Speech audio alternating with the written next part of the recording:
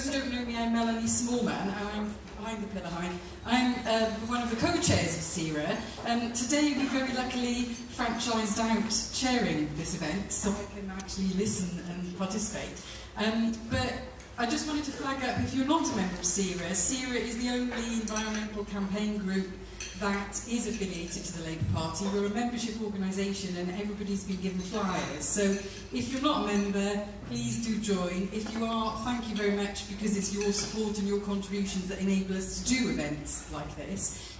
This event has come about for a number of reasons, but not least because a number of members of SERA have been asking us over the years to do an event about sustainable food and about the importance of vegetarian and vegan food within the kind of environmental agenda. So I'm extremely happy to have this event in our programme this year. I'm also very grateful to the Vegan Society and to Tofurky, who provided all of the food for today. So it's also the first event we've had with fully vegan food, which again a lot of members have been asking for, so hopefully this is something we'll be able to do again. So thank you all for coming. We're running a bit late and we're expecting some interruptions because John McDonnell's speech is still happening, so the two MPs that we're expecting still in the hall, but they will be coming, and we just thought rather than sit here waiting that we would get going. So I'm now going to hand over to Dan, who's going to do the job better than I normally do. So good luck.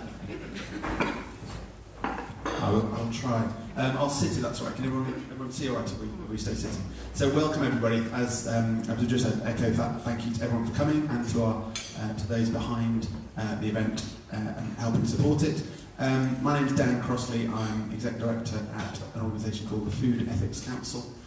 We're a charity working to unblock some of the contentious ethical issues in vegan farming and trying to champion that push for fair, sustainable, healthy, humane food and farming. So very relevant to today's agenda. Worth saying I'm independent, both me and organisation, independent of any political party. But yeah, really keen to have a rich discussion today. We've got a fantastic panel who I'll introduce in a moment. My role is to steer the discussion, crucially to keep us to time. We've already heard that a couple of MPs should be coming in at various points. We will need to, I'll be very strict with our panel about that allotted time. Essentially they'll have 5 minutes shortly to say their piece on this agenda. And then I'll have 1 or 2 questions and we'll open it up to the audience.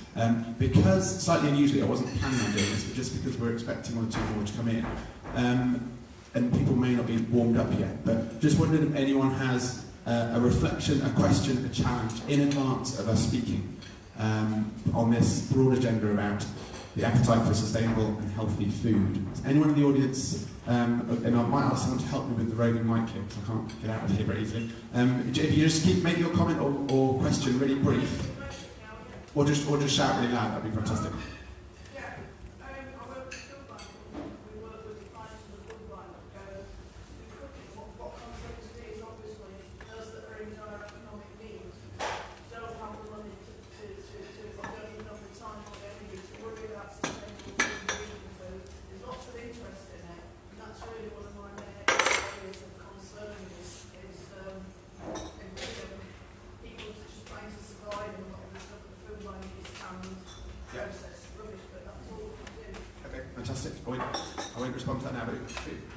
Note some of these question areas concern that's very much around people struggling to be able to afford to eat, let alone and are healthy or sustainable choices necessarily more expensive. If you want to that.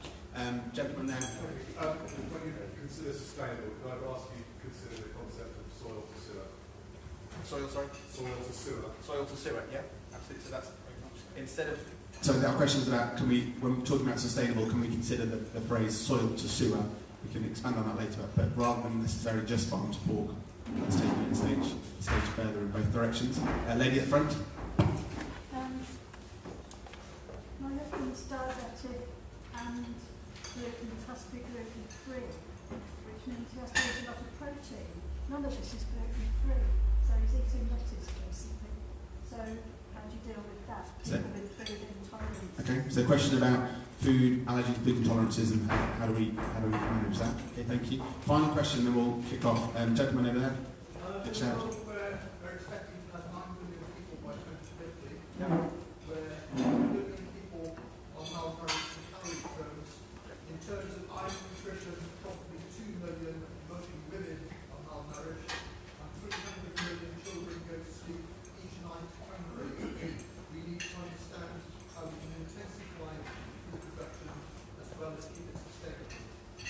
Okay, so the question: how should we and how can we intensify food production and keep it sustainable?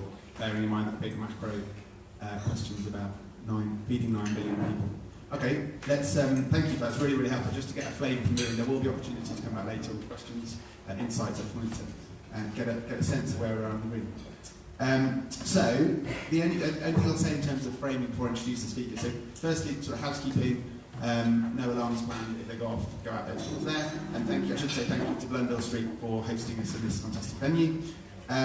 It is a public event, so it is being videoed on social media, and we do encourage people to tweet or whatever your social media preferences of choice. Hashtag SERA Sustainable Food, and the conference hashtag is LAB18, LAB18. So the discussion itself, we've already got a flavour of that from the room, but I mean, where I come from, food matters, and how food is produced, trade, consumed, has huge impacts on the environment. It affects issues like climate change, issues like animal welfare, health, etc. The list goes on. And food systems both are responsible for lots of these big issues, but also is deeply affected by them.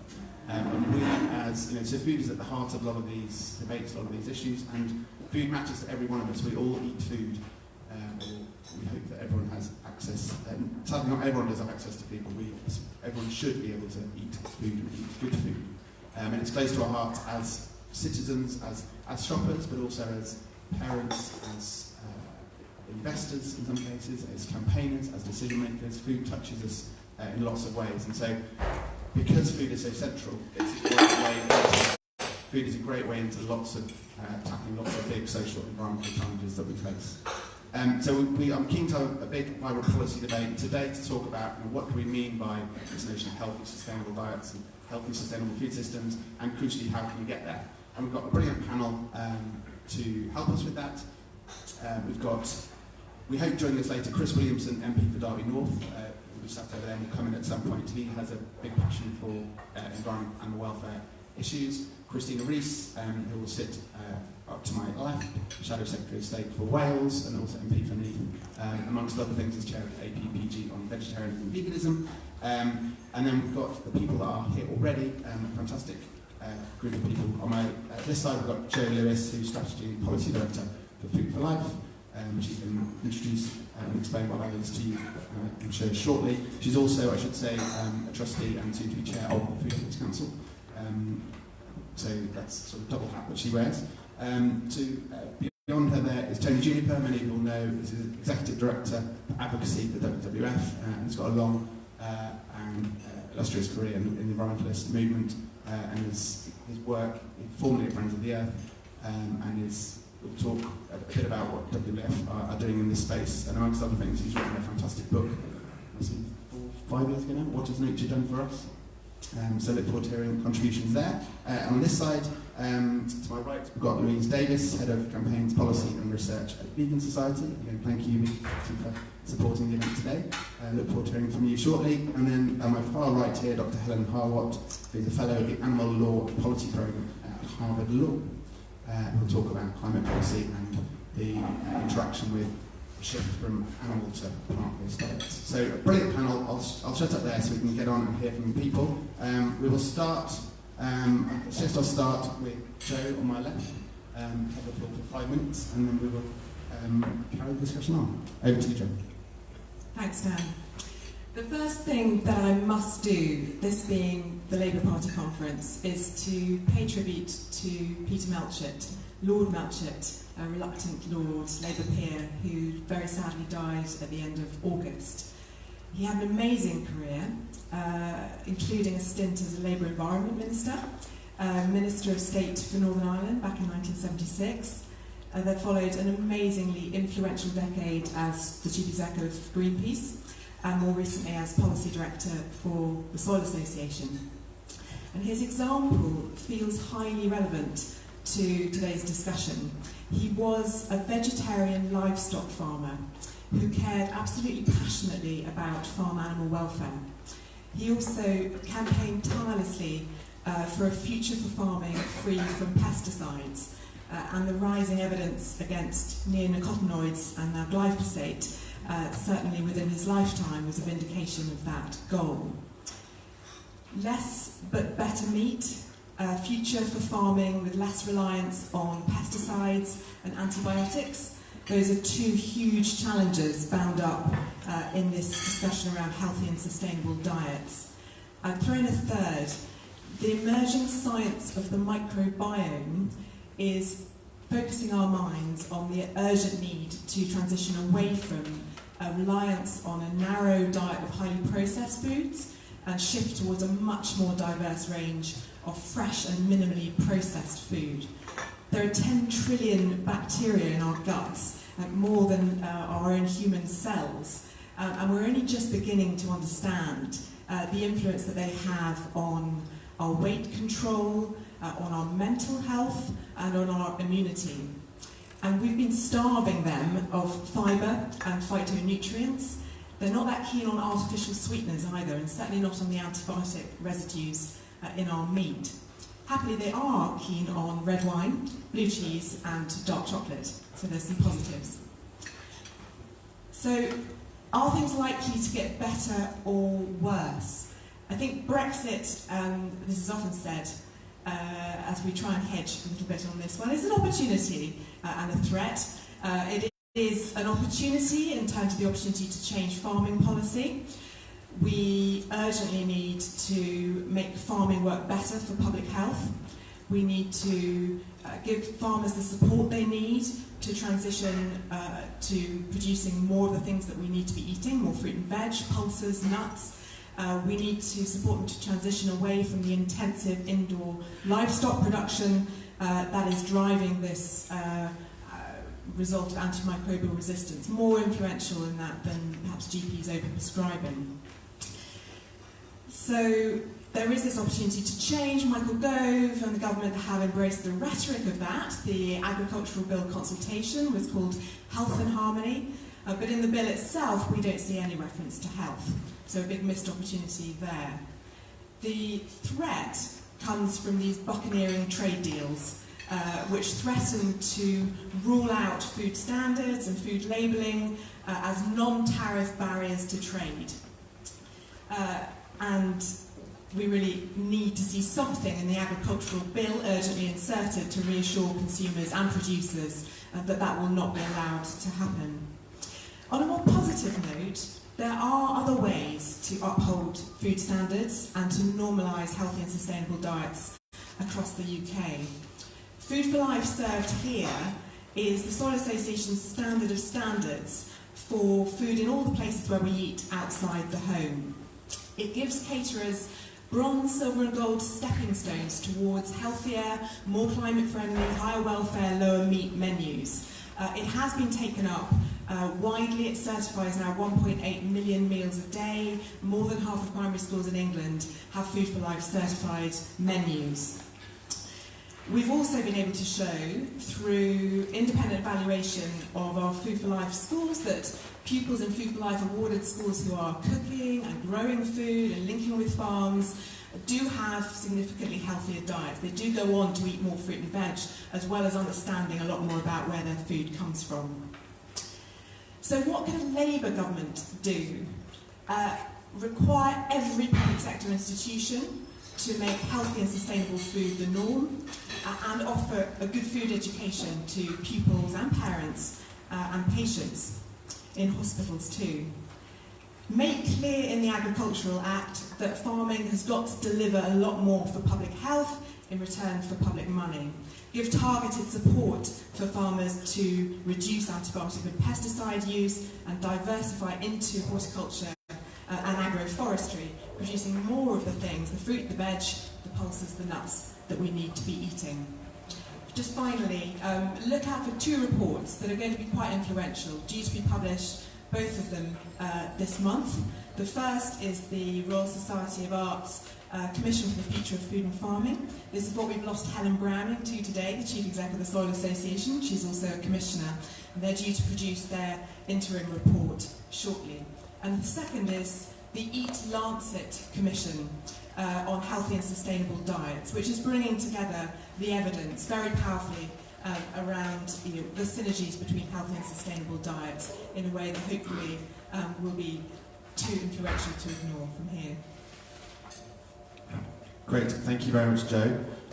Rather than take questions after each speaker, we're going to quickly move on through all the speakers. So do think about questions prompted by what Joe's just said, and we'll have the opportunity shortly to hear from them. I'll hand straight over to Louise from the Vegan Society. Thank you. Thanks very much to SERA for partnering with the Vegan Society on this event. It shows a willingness to engage with veganism as part of the solution to deliver sustainable food and healthy food systems. We've seen strong policies from Labour in terms of environmental protection, and I'm hoping that this event will encourage Labour to support similar policies for agriculture that support sustainable and healthy food, and within that acknowledge that the role of plant-based farming and diets is part of that solution. I'm just going to talk briefly a bit about the Vegan Society and some of the campaigns that we're working on that are relevant to these issues. We have a vision of a world with no animal exploitation, and we want to move away from livestock farming completely. But we do care about farmers. The food on our plates could be grown in Britain, and there are wider benefits of a more vegan-friendly agriculture.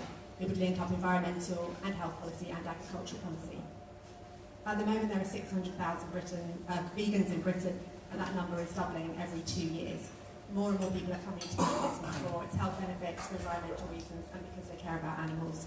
And as well as vegans, we're seeing lots more people coming to different types of diets that mean they're thinking differently about what they eat. So whether they want to call themselves reducitarians or flexitarianism, we know that lots more people are interested in plant-based diets. We've been working with the New Economics Foundation to develop some solutions for sustainable farming, focusing on opportunities that plant protein crops offer, so peas, beans and pulses. If you pop over to our stand in the exhibition hall, you can get some free quinoa grown in Britain. So we started off with that report by looking at the problem of animal agriculture, which I know Helen and probably Tony will talk about shortly, so I won't dwell on that too much, but there's a growing weight of evidence that we know we need to shift away from animal agriculture. There was a major report the week before last saying that Europe needs to halve its meat and dairy production by 2050 to meet our climate targets. So we know it's something we need to do, and at Vegan Society we wanted to look at what the solutions could be. Plant protein is one of the alternatives. The great thing about plant proteins is they're sustainable, they're low in environmental impact, they're nitrogen fixing, no nitrogen fertilizers needed, so they have a positive impact on the soil. They're nutritious, so they're high in protein, iron and fibre. They're affordable, so you'll know if you've been to the supermarket, peas, beans and pulses are pretty cheap sources of food. And lastly, they're ethical in that no animal lives are lost. So if we want UK diets to be sustainable, healthy, affordable and ethical, protein crops represent a win-win-win-win. So our report with the New Economics Foundation came up with a few recommendations to take to government. The first, there was an entry scheme giving access to land, start-up costs and training. So some of this is talked about in the draft agricultural bill, but we would like to see all of that weighted towards people coming into plant protein farming and not incentivising new people coming into animal farming. We need some research and development into this. So growing quinoa in Britain is brilliant, and we could be doing so much more in terms of innovation and what we're growing here. There was an episode of Country File a couple of weeks ago where they were growing chia seeds in East of England. Again, a really nutritious source of food. So we need some more research about what we could grow and where. We really need to look at the subsidy system, which of course is changing anyway, and we need to account for the environmental and health losses in animal farming. So whether that's a meat tax or looking at what farmers are given in terms of any subsidy support if they are farming animals, we really need to question whether animal farming is a public good when we talk about public money for public good. And the last point is around public procurement. So we could be serving UK-grown plant proteins in our public sector canteens. We've got a campaign, which there's a postcard on your chairs about catering for everyone, which is petitioning the Welsh, Scottish and Westminster Parliaments, asking for vegan options to be served in every public sector canteen, which would be great for vegans, but also great for the environment, for health and animals. Great, thank you very much, Louise. And straight on to Helen. Thanks, Dan. So I'm going to focus my time on policy shifts and specifically on including animal to plant protein shifts in climate change mitigation policy. So the livestock sector is calculated by the UN FAO to account for around 16.5% of global greenhouse gases, and it's also the main source of methane and nitrous oxide, which are two very important greenhouse gases. So meeting the Paris temperature goal requires us to have zero emissions this century and possibly by 2050 in order to meet the 1.5 degree goal. On our current trajectory, the greenhouse gas budget, consistent with meeting the 1.5 degree goal, will be well depleted by 2030, and the budget for 2 degrees will be almost exceeded by 2030. So we therefore need strong and rapid pre-2020 and pre-2030 mitigation action. Climate policy currently focuses on the energy sector. However, given the scale and the pace of reductions needed, no sector can continue business as usual. We need strong and rapid reductions from all sectors, including livestock. So one thing that tends to skew this notion is negative emissions technology, which I'll just briefly explain. So these are things such as reforestation, but mainly bioenergy carbon capture and storage, which is essentially burning plants capturing the emissions and storing them underground. So most modelling scenarios that meet the Paris Agreement assume the use of these negative emissions technologies to do that. However, these technologies are still proven to work at the scale needed, which makes relying on them to achieve the Paris Agreement extremely risky. The precautionary principle is part of the climate change framework, and it has been since 1992, and this really dictates that carbon budgets must be adhered to without relying on negative emissions technologies. Allowing temperatures to rise beyond 2 degrees while waiting for these technologies to become effective would possibly trigger numerous system tipping points, which may be irreversible, such as the coral reefs and the Greenland and West Antarctic ice sheets. Livestock reduction is an attractive option for both achieving long-term temperature goals and avoiding near-term temperature increase. Not only is the greenhouse gas contribution significant at 16.5%, but these emissions are dominated by methane, which has a relatively short lifetime in the atmosphere, around 10 years versus 100 or more for CO2, and over that time it has a very potent warming effect, so up to 85 times that of CO2 over a 20-year period. And also changes in that sector can be made in a relatively short time frame. Technology can play a role in reducing emissions from the livestock sector, so the estimates are around 10%, but this clearly isn't enough given the reductions that we need. So it's for all these reasons that I propose in an article that's been accepted for publication in Climate Policy that revised commitments to climate change include animal to plant protein shifts from 2020 onwards.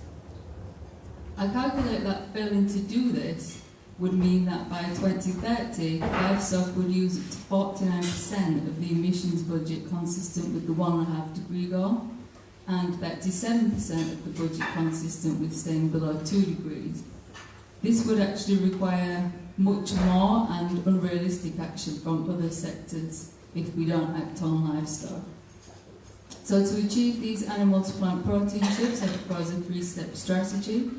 So the first step is to declare peak livestock. So basically livestock numbers are at their peak now and will decline from now. The second step is to identify within national greenhouse gas inventories which animal production has the highest contribution to emissions and start there, which is what I've called the worst first approach. So accompanying this worst first approach would be best available food.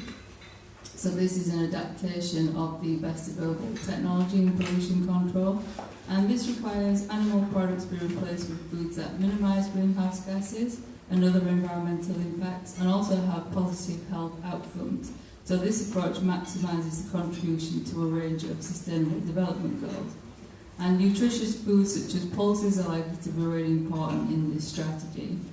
So an example of applying the worst first approach with best available technology would be a switch from beef to beans, for example. But also in the article I mentioned that meat analogues might be important given their cultural relevance in some areas.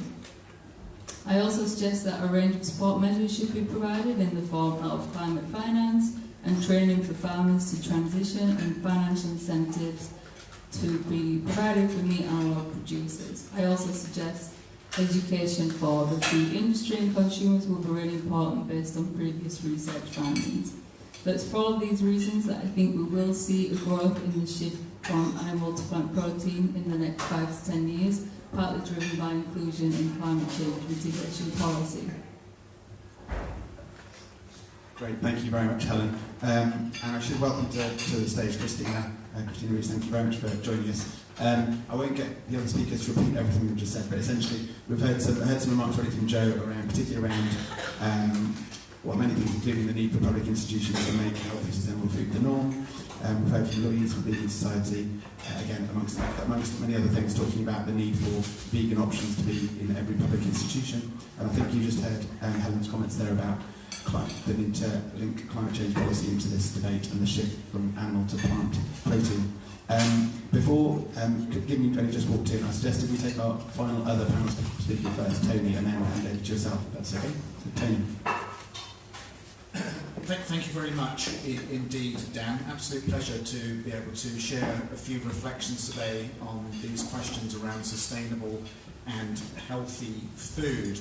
So at WWF, we delve into quite a lot of big picture trends shaping the modern world, and obviously spend a lot of time looking at climate change, which has been one of the subjects raised here today. And actually, not only is it 16% of greenhouse gas emissions coming from livestock farming, if you look at agriculture in the round, it's more like a quarter of all greenhouse gases are coming from the food sector. But if you look at the environmental challenges in front of us right now, it's not only climate change that we have to contend with, there is, to some eyes at least, an even more pressing and more profound emergency seen in the mass extinction of animals and plants going on right now. The loss of biological diversity is happening at a terrifying rate. It hasn't got the same profile as climate change, but actually, if you look at the loss of biodiversity and the principal reasons for it, you will find that about 2/3 of the loss of biodiversity going on right now is down to the food system. So not only is it driving about a quarter of greenhouse gases, it's driving over 60% of the loss of wildlife in our world. So there are several reasons why this is the case. Number one is land conversion. So the continuing clearance of, for example, the tropical rainforests is being driven in largest part by conversion to agriculture, to oil palm, to beef ranches, to soybean fields, in turn feeding industrial agriculture. We have a major problem coming from toxic chemical pollution deliberately being released into the environment to kill wildlife. A terrifying piece of research from Germany last year found a 75% decline in flying insects between the 1980s and now. A 3/4 decline over a 30-year period, and that was inside nature reserves. Obviously, major changes taking place, not only chemicals, but also habitat fragmentation, the effects of climate change beginning to be felt as well. And then on top of that, the effects of the enrichment of the environment with fertilisers. We're putting large quantities of ammonium nitrate, phosphates and potassium into fields to sustain very high yields of crops. A lot of that is escaping, poisoning rivers and coastal waters, leading to impacts on what are also biodiverse communities in those ecosystems as well. All of this is being driven by the food system. But the reason why this is so damaging, I think, comes back to a mindset that we've adopted which has become slightly out of control. You might call it a productionist mindset. We've got into the habit of thinking we have to throw all of the technology, all of the excesses of industrial agriculture in order to maintain very high yields, because we want cheap food, in inverted commas. That's been the political framing for food policy for many years, and also because we have to, in inverted commas, feed the world. All those billions of people, those numbers keep being cited. But of course, both of these things are erroneous, because if we do want to have a rational discussion about the economics of agriculture, let's look at the greenhouse gas emissions and the economic consequences of that. Let's look at the flooding that's being caused by soil damage. Let's look at the human health costs that's being borne by national health services worldwide as a result of poor diet. And let's also look at the cost of the public water supply. Public water supply companies here are having to pay to remove pesticides from the water. That's coming to our bills. So it may look cheap on one side, but if you add up all the costs, it's not cheap at all. And neither is it secure. We keep talking about food security, this idea that we've got to have an increasing supply to keep pace with global demand. Well, yes, we do have to do that, but the shortest route to food insecurity is environmental damage. About 1/3 of soils have been damaged since the middle of the 20th century. Soil is our principal means of food production. We are annihilating pollinator populations globally. By cutting down the tropical rainforests, we are undermining water security. There is a clue in the name. Those forests are not just receiving rain, they're pumping it into the atmosphere. And by removing them to increase food security, actually the opposite is the long-term effect. So they've got the wrong mindset. We need to take a more integrated view of how we can approach meeting the needs of people into the future. And we've got 3 big levers for doing that. One is policy.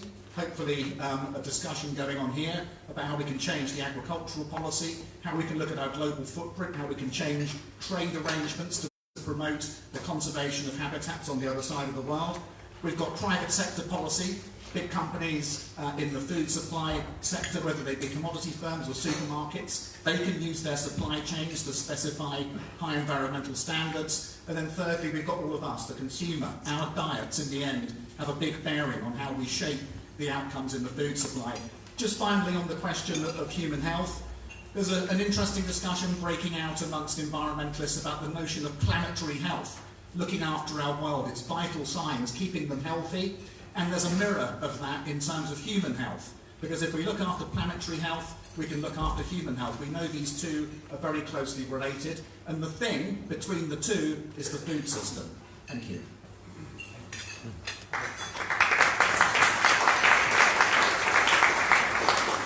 Thank you very much, Tony. And straight on to Christina. I know you've only just run over from conference, so thank you. But yeah, any remarks from you on the scale of the challenge you've just heard and what Labour should be doing about this?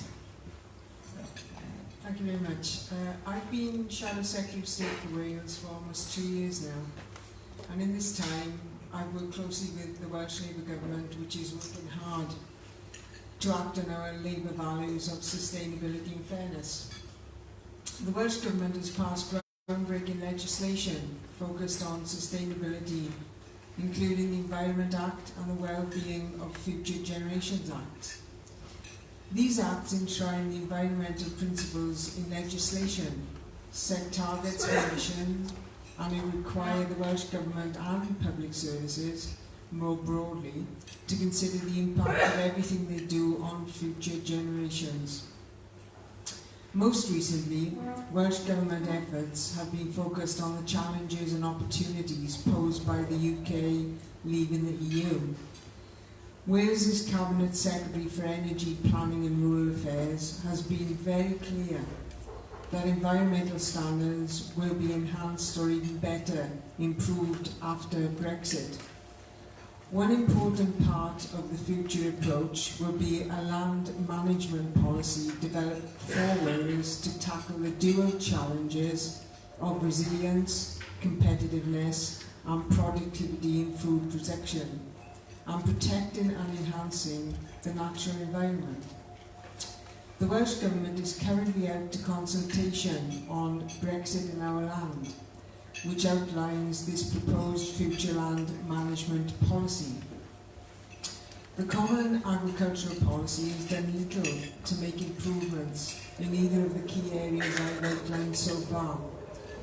The Basic Payment Scheme, which makes up the largest part of Common Agricultural Policy funding, does not provide incentives for innovation, business efficiency or sustainability. Over the last 10 years, with the current system of payments, productivity has declined, food security is reduced, and the biodiversity, habitats and species associated with agriculture have seen a downward trend. We have created a sector where, in Wales, farm businesses rely on support payments for an average of 81% of their farm business. This is unsustainable, and as the First Minister Cameron Jones has said, the status quo is not an option.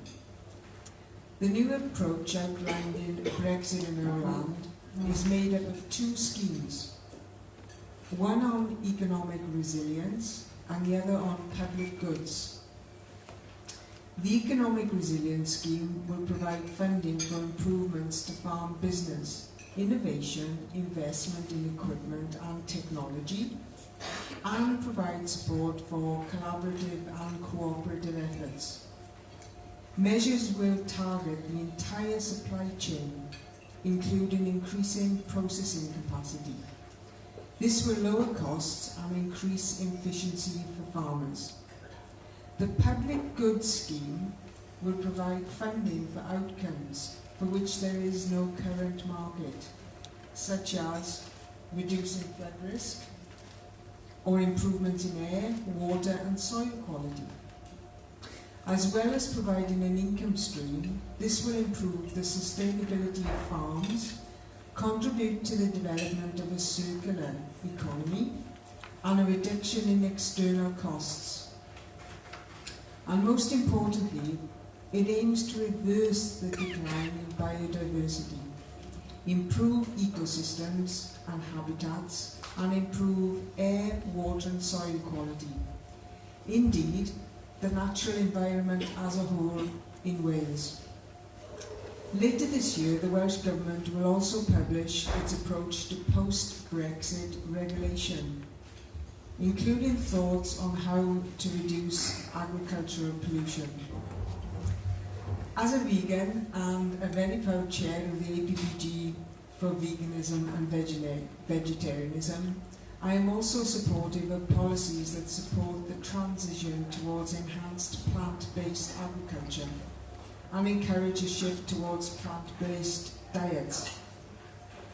A primary concern in or out of the EU is that we continue to recognise that animals are sentient beings who seek to avoid pain and to express their natural behaviours.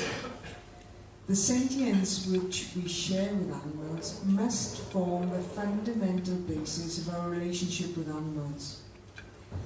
Modern intensive farming demands that profits are maximised, so farmed animals are allowed barely the minimum they need to survive. Each year in the UK, millions of animals are killed for food or because they are too old to be made pregnant with lambs, cows, piglets, or to lay enough eggs. The vast majority of farmed animals are born or hatched to be slaughtered at a very early age. One way to reduce the suffering of animals in farming is to reduce the numbers of animals being farmed. We can transition to sustainable plant-based farming and become less reliant on animals for our dietary protein needs. Farmed animals get all their protein from the amino acids in plants, and so can we. At present, the per capita consumption of meat in the UK is almost double that of the average worldwide intake. UK residents currently eat 50% more protein than recommended for a healthy diet. Nearly 2/3 of UK population are not getting their 5 a day recommended intake of fruit and vegetables. Pulses can count as one of your 5 a day, but they also make an important contribution to our protein needs. The World Cancer Research Fund recommends we eat more pulses and grains at every meal, as this can help reduce the occurrence of many common cancers. Pulses also contribute to reducing other health risks. Reducing the number of farmed ruminants, particularly cattle and sheep, is a particularly effective way to quickly and significantly reduce the impacts of global warming. Incentives for greater consumption and production of foods made from UK-grown protein crops can therefore help meet our climate change obligations. There are many options to support a transition away from animal farming, from vegetable horticulture to agroforestry. Wales is naturally a highly wooded country. According to the Woodland Trust, Wales is now one of the least wooded countries in Europe, with less than 5% of land area devoted to ancient woodland, over 7% as coniferous and non-native woodland, and only around 2% as recent native or broadly broadleaf tree cover. So woodland covers only 15% of Wales, compared to the EU average of 38%. Agroforestry is an important part of land management for upland areas. For example, increased tree cover can reduce catastrophic rain runoff and flooding as torrential rainstorms become more common, and we have a fair share of rain in Wales. We call it liquid gold in Wales because we love it so much. Trees can be farmed themselves for food, fuel, building materials, but also potentially for fibre, pharmaceutical and other purposes. We should look to join up environmental, food and farming policies, supporting systems which positively impact on our health, the environment and animals. Thank you very much, Christina. I'm very pleased to be joined by Chris Williamson. Thank you very much for coming over, Chris. In a second, I'll give you the microphone to talk sort of no more than 5 minutes, if that's right, on your take on sort of food sustainability, and building on what you may have just heard then. I'm not going to get the panel to repeat themselves, everything they've said, but if the panellists want to, I could give you, just partly so Chris can hear this, sort of one kind of recommendation that you would have for the Labour Party. So if the panellists want to give, off the top of their head, one kind of radical recommendation or suggestion that you want to feed into the debate, just so Chris gets a flavour of where you're coming from, and then I'll pass over to Chris, if that's not an unfair question. Jay, do you want to start? So, in a line, to make all public sector institutions, schools, hospitals, care settings, nurseries, beacons of good food, so making healthy and sustainable menus the norm, and offering a food education at every opportunity. Start again. So I think we need a trade policy that explicitly sets out to protect high standards in British agriculture and to protect ecosystems on the other side of the world from imports that are damaging to rainforests and other habitats. So trade, I think, is at the centre of this going forward. Well, I think everyone should become a vegan. So we're going to slip that in, Chris.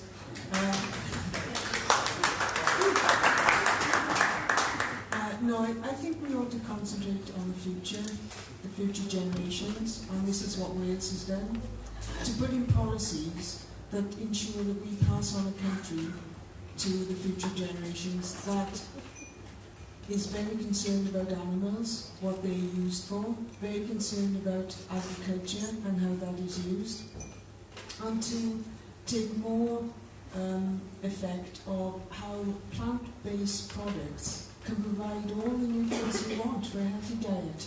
Thank you. Very briefly. And I think we need to take into account the externalities of animal farming and acknowledge the damage that they cause to the environment and health. So within whatever financial support we offer farmers, we need to really look at what we're giving animal farmers in terms of animal farming being a public good. I would say include animal to plant protein shifts in climate change mitigation policy and other sustainable development goals. Right, yeah, sorry, no, thanks very much indeed. And there's a few good bullet points now for my speech there. How many people are vegan here today? It's a few not. Right, okay, well, I've got some work to do. As I've been going around the country speaking on my democracy roadshow, various other meetings, one of the things I've often managed to slip in is the fact that the vegans are going to inherit the earth, and we have to, because the earth can't sustain the level of meat consumption that we are currently engaged in. And there's a certain paradox really, because as developing nations become wealthier, the meat consumption tends to go up. And we need to, in my opinion, move away from that, ideally move to a vegan lifestyle, but that is perhaps a bit too big a tall order for the first term of the Labour government, maybe in the second term of Jeremy Corbyn-led Labour government, we might be able to do that. But one of the ways in which I managed to get the whole issue about veganism into the discussion about democracy in the Labour Party is by pointing out that Jeremy Corbyn is going to be the leader for a long time, and we'll be talking about the need to have a system in place to ensure that we get full panoply of opinion in the Labour Party and a common sense socialist on the ballot paper, so the members have a proper and genuine choice. But I make the very clear point, though, that Jeremy's going to go on for a very long time because he has a very good, clean lifestyle. He's vegetarian, bordering on a vegan, and as I say, the vegans are going to inherit the earth, and often ask the question then how many people are vegan in the room, and similar sort of numbers. So it's good to see that there are increasing numbers of people who have taken the step to become a vegan, and I think it's really important, therefore, for us to continue to make that argument. And I mean, being serious, we're not going to get a commitment in a Labour manifesto to promote veganism, but I think what we can do as a movement is to encourage that culture change, and that will help, I think, to drive some of the changes that you identified there. For example, the point was made about public sector organisations being a beacon of good quality food, and should always, in my opinion, have a vegan alternative, at least one, available. And the House of Commons doesn't even manage that, and I've been lobbying for that, maybe not as hard as I perhaps could have done, but we have made the case on a number of occasions, and very often we don't have a vegan option at all. And I remember saying to the chef once in Portcullis House, do you have anything vegan on the menu? And he said, no, we don't. I said, well, I'm vegan, can you not put something? He said, well, we had a vegan week last week, or last month or something. I said, well, we eat 52 weeks of the year. It's kind of like, we dealt with the vegans, we catered for the vegans for a week, and that's enough, once a year. But yeah, no, I do think that. And I think in terms of, with regard to kind of public policy, we certainly need, I think, future Labour government and Labour in local government, where we are in control of local authorities right now, should be making the case for and actually putting in place those beacons of good quality foodstuffs as you identified there. I think the other point around policies in relation to agriculture and gearing our policies around less damaging agricultural activity, I think is another well-made point, as something that obviously when we get into government we do need to be put in front and centre stage. And I remember reading an article relatively recently by George Monbiot, well I say relatively recently, it was about last year, about him making the transition from vegetarian to being a vegan, and he said the reason he did that was he'd gone to a site that was supposed to be renowned for its wildlife diversity, and when he reached this particular location, there was a kind of watercourse going on there. This brook was supposed to be teeming with wildlife, and it's completely dead. And he thought, well, this is odd, and he kind of followed the stream back upstream a little bit, and then he saw this effluent pipe discharging into the stream, and then he followed the effluent pipe from its source, and it was an intensive dairy farm. And it was that really convinced him that he needed to go vegan and move away from that. And so I think we do need to be pushing for a change away from the intensive livestock farming that we've seen develop over the last 50 or 60 years, because it is so damaging to our environment. And so I think there is a good argument to be made there, and definitely in relation to the whole climate change question. I mean, if you're genuinely concerned about climate change, about the environment, it's a bit of an inconsistency, I have to say, if you're not taking that plunge to become a vegan, because getting off of 20% of the climate change emissions are a direct consequence of the livestock industry, far higher than the aerospace industry, which often gets a lot of flack, and the transport industry. So I think those sorts of behaviour changes are something that we do need to be pushing for. We need to be, I think through public policy we can actually make some changes in that regard. But getting that step to get a kind of totally vegan, sort of lifestyle for everybody is probably, as I've said, a little bit too ambitious in the very near future. But I think the argument for veganism is unanswerable, actually. I mean, I became a vegan because of the animal rights issue, but the more I've looked into it, the environmental implications, the land use issue, the water wastage, the human rights implications, where we know that the agribusinesses, pushing off subsistence farmers in developing countries to create these kind of wheat grain prairies to feed to factory farm animals, it's just completely unsustainable. And I think, therefore, it's important that we deploy all of these arguments. And I I've just been at the Labour Animal Rights Group meeting, which is why I was a little bit late for this one, because that's right at the other end of the facilities there. And it took about 20 minutes to walk over here. But one of the points I was making there was it's important that we, rather than just kind of simply focusing on that kind of one issue about animal welfare, animal rights, we kind of make those links, not just with animal rights, but with the kind of whole question around the environment and these things. There are synergies, if you like, between animal rights and the environment and veganism and so on. So, yeah, I'm quite optimistic, because when I became a vegan in 1976, yes, I am that old, and I've all well added to being a vegan, obviously. You agree with me? 60 is the new 30, apparently, so that only makes me 31 now, as I celebrated my 62nd birthday last week, I think it was.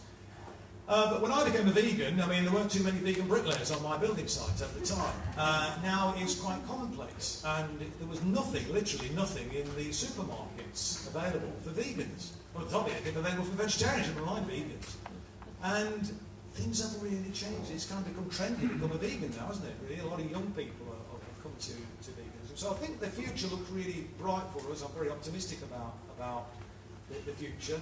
And I think that the Labour Party, therefore, needs to recognise that there is a growing concern about the environment, about animal rights. And we've been a bit too timid, in my opinion, as a party, in actually making the case for these issues. Because not only, in my opinion, is it the right thing to do, it actually is electorally popular as well. And bearing in mind that we're looking to win an election in the not too distant future, hopefully, this could literally make the difference between getting a big majority or getting a smaller one. I think we'll win whatever happens. So we can all play a part in that, in conclusion, I think, in making sure that the party does take this issue more seriously, that does give it a higher profile. I mean, it's great that we're pushing the whole issue around the economy and the National Health Service and public services and education, etc. All these things are vitally and crucially important. I'm not saying we should diminish that, but we should raise the profile of this issue, because it is such an important one, and literally the future of the planet depends on it. But we will only make that happen if we, and those of us that are here today, I presume you're here today because you kind of care about this issue, actually create that space to make that space available, if you like, for Jeremy and John and others to occupy. And so I think the responsibility falls on all of us to really go out, build the momentum, make the argument. And I think once we make that argument, the case is unanswerable, and I think it will bear electoral dividends for us as well. So thanks for listening. That's really good.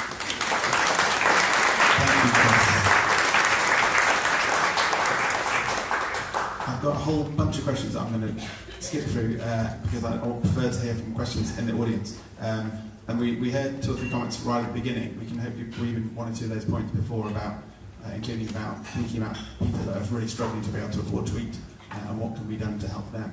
And then the only brief comment, just in response to Chris's point, I would say I think there is a very strong compelling case certainly around people eating less and better meat, and obviously within that subset lots of people who argue very strongly for veganism, but equally there are others who argue there is potentially a role for still eating some meat, but eating higher welfare meat, etc., just to bring that into the picture. So we'll take a question from the gentleman at the front. I'll pass the microphone. If someone can help me with microphones, that'd be really helpful. And then we'll try and use these microphones here for speakers. Hello. My question is basically, I've got 2 very brief questions.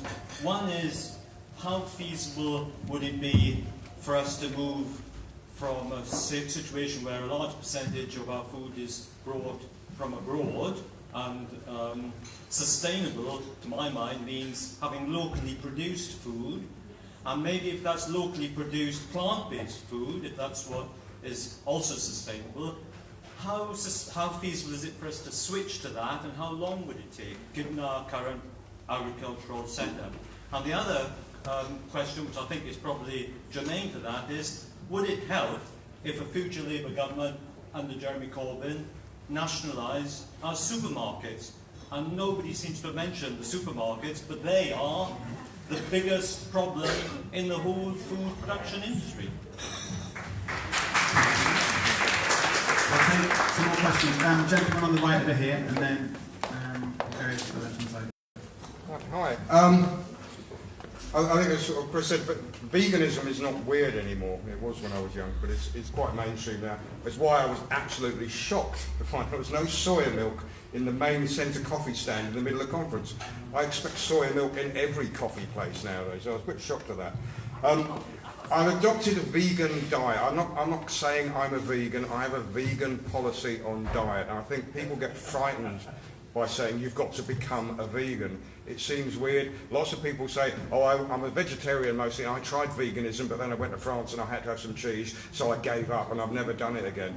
And I think being too strict on that and saying it's something you've got to sign up to, like giving up alcohol, is too much a stretch for people. We need to promote a vegetarian and dairy-free diet and perhaps give it a slightly fresh, less sort of daunting title than you have to go vegan. Doesn't worry me, but I think it will put a lot of people off. Thank you. And I should say, we're for the panellists here, I'm going to let you loose in a minute on one or more. You don't have to answer every question. In fact, please don't answer every question. We're at the time. But I'll be keen to get sort of 3 or 4 comments, and then we'll come back. And if you could pick one to answer, that'd be brilliant. In the interest of gender balance, let's go to a lady next. Lady just there. Hi. Oh, I hate talking through microphones. Plant-based diet's fine, and things like that. But I noticed the Vegan Society banner has got a sunflower on it, which is literally pollinated by bees. So how can you be a vegan and have a sustainable diet without honeybees and pollinators, because honey is not an acceptable food in a vegan diet? So I'd really like some answers about how you encourage more pollinators in the environment and encourage beekeepers to continue to keep bees, but without action, but not for profit. Thank you. Good question. And in a minute, I'll let Louise come back on that briefly. I would say I'm very keen to have, if there are, Louise would say, if there are lots of detailed questions about vegan, which is very happy to stay around afterwards as well to talk further. We'll take one final question. The gentleman on the left with the hand raised. Thank you very much. Fish. So 2 questions about fish. The first, sort of a global question. I do quite a lot of work in West Africa, in Gambia and Senegal, where the staple food is rice with millet and cassava, supplemented by lots of fresh fruit and vegetables, and sustainably fished fish. Are those people to be weaned off that fish? And a question probably for Chris, who brought in the kind of political aspect and the electioneering aspect of this. I live in a constituency in southwest Devon, bordered by Brixham fishing port and by Plymouth. I know Chris was in Plymouth quite recently on his tour. What do I say, Chris, to those fishermen and their families and the people who depend on their income if we go to promoting a vegan diet in the Labour Party? Thank you. Very good question. If we could have the roving mic back to avoid me stretching too much, that'd be brilliant. I'm not going to put specific questions to specific people, but I can do if no one answers them. But do you want to start at the end and we'll pass along? I'll just give a general answer to cover a number of points. The first thing is, even though I've been a vegan since I was 20, I don't enforce my views on other people. I'd much rather them come to their own conclusions about their diet. And when I was 20, I lived in a very small village in Wales called Kenfikill, and being a vegan wasn't easy. And I had to join the Vegan Society to get soy milk posted to Kenfikill. And the postman used to come and knock on my door and say, "Your funny milk is at the post office, can you pick it up?" So it's never been easy. Picking up on Chris's point about food at this conference, well, I just can't get any, you know. And there is soy milk there, but I like sandwiches. What's wrong with making a sandwich that's friendly for vegan? You know, I really... Pardon?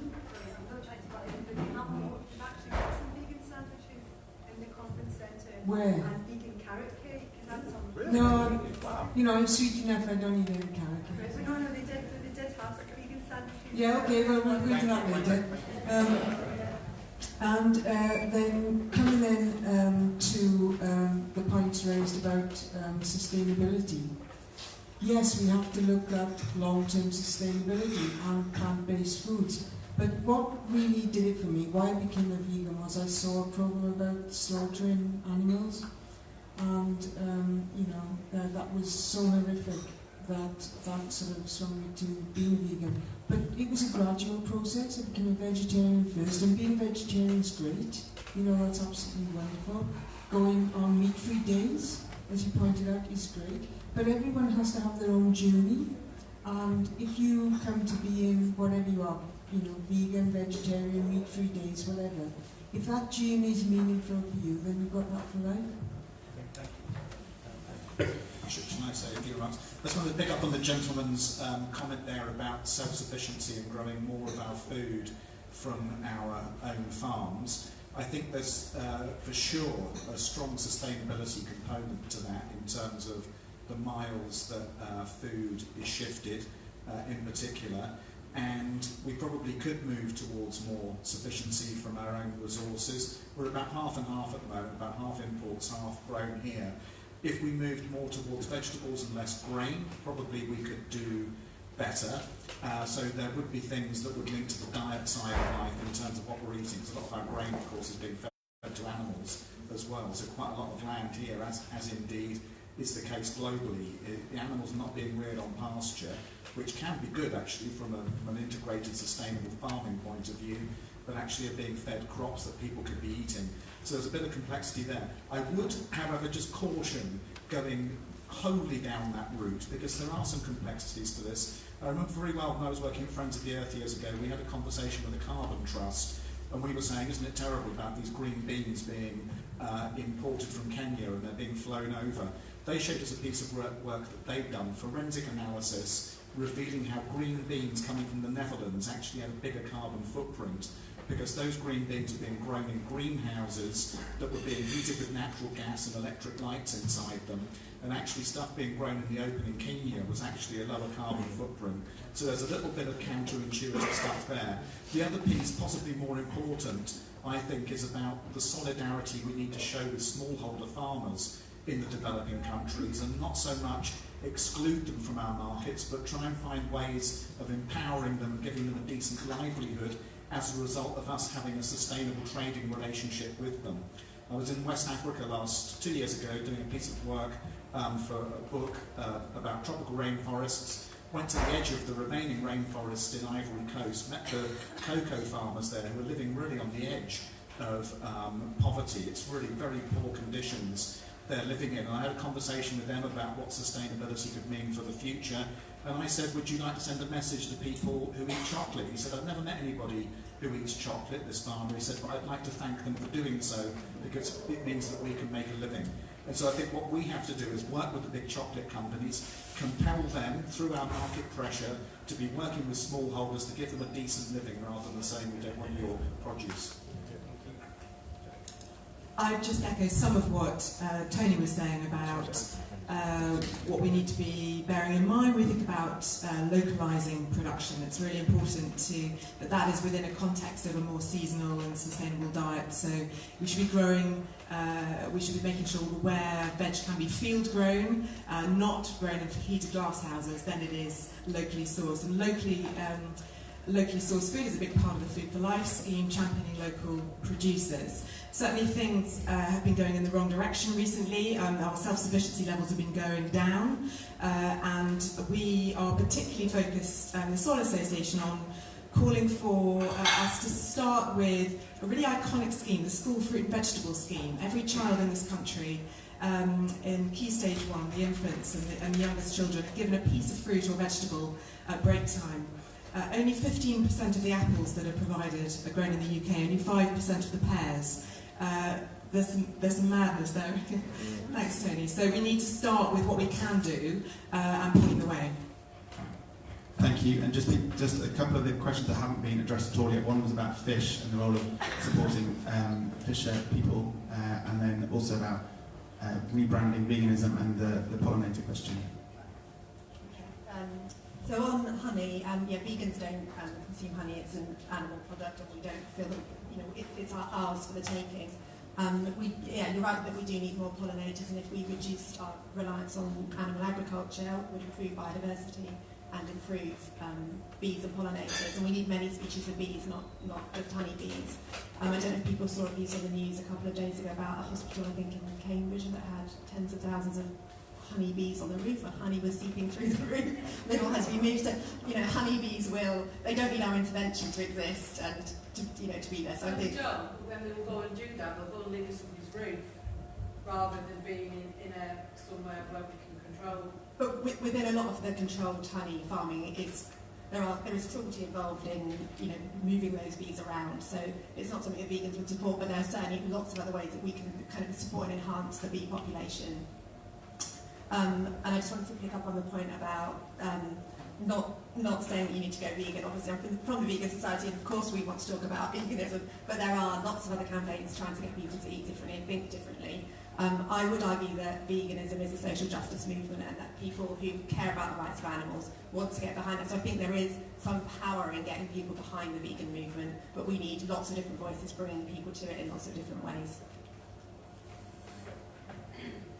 Yeah, I'm just going to respond to one of the first questions about the growing population and having to produce more food to satisfy that growing population.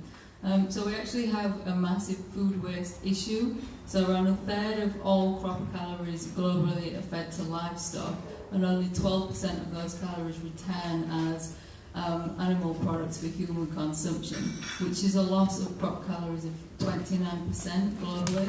So we do have a massive food issue there. And another example is just to produce 1 calorie of beef requires 37 calories of crops input.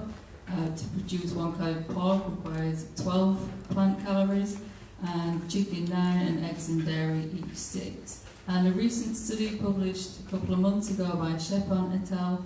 Found that just by reconfiguring the crop production system in the US and making those crops health promoting for humans, so not in the same configuration as animal feed, could actually feed an additional 350 million people from the same amount of land. So it's not necessarily that we need to be intensifying and increasing production, but we need to be reconfiguring our food systems.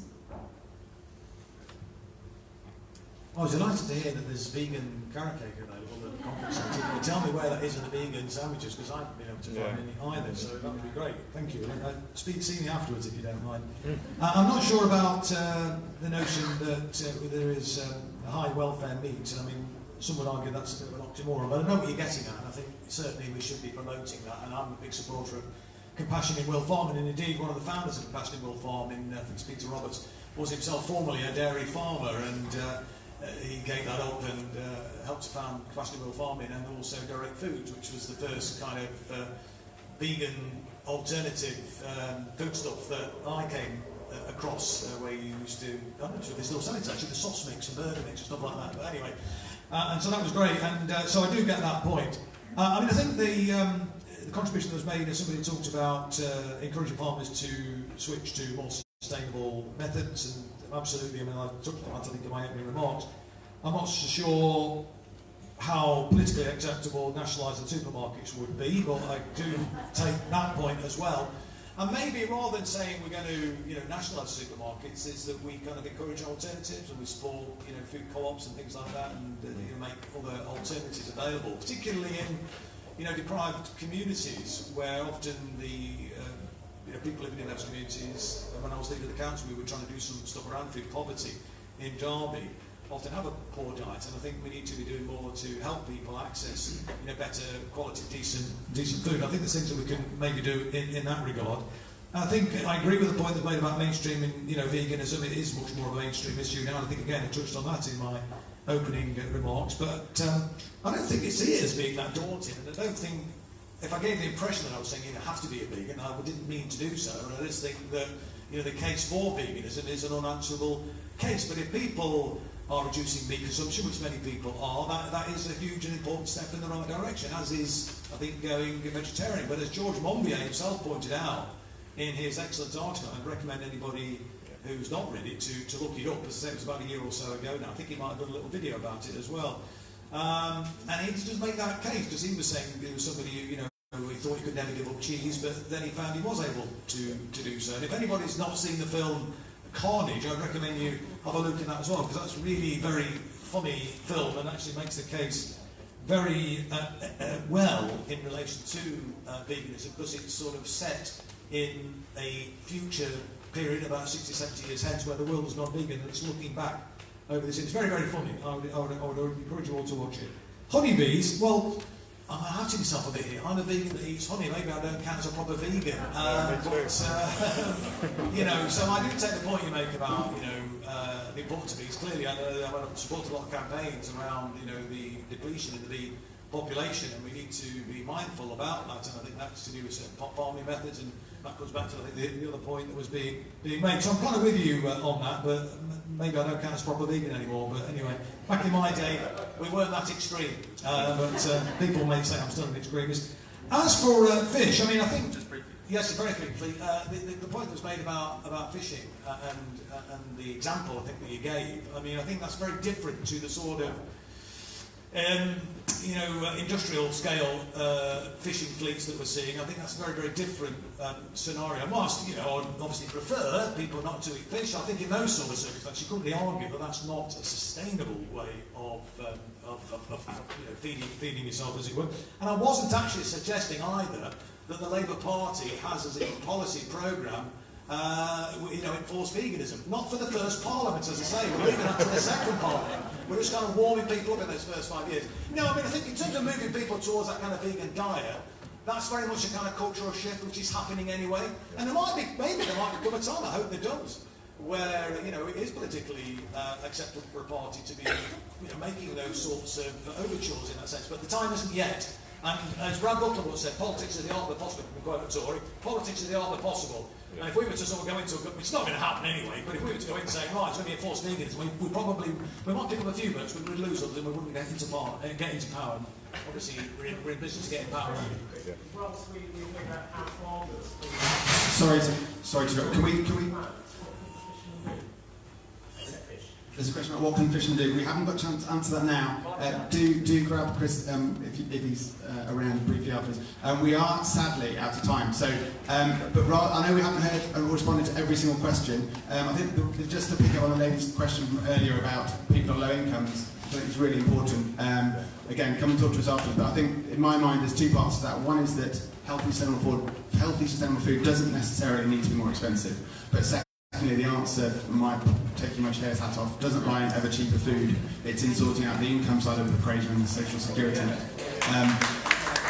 So with that, I just want to say a big thank you again to Tofurky for the refreshments, to SERA for organising the conference, and the Vegan Society for supporting, and particularly thank you to our panel, thank you to you for joining in. Do carry on the conversation, come and chat to us afterwards for those that can stick around, and enjoy the rest of it.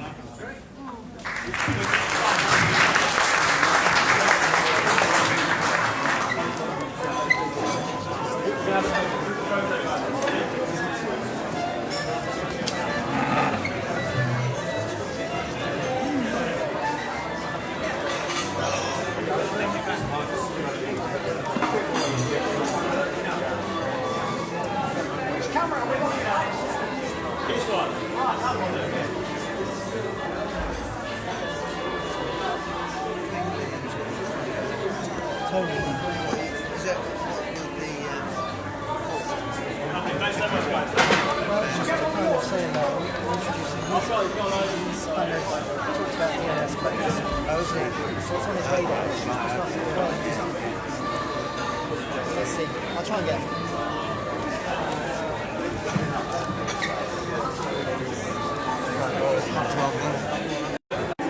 there's some feeling about it. Okay. There are people who are... I'm not waiting to speak, I'm waiting for my friend to speak. Okay, thank you. I'll back out.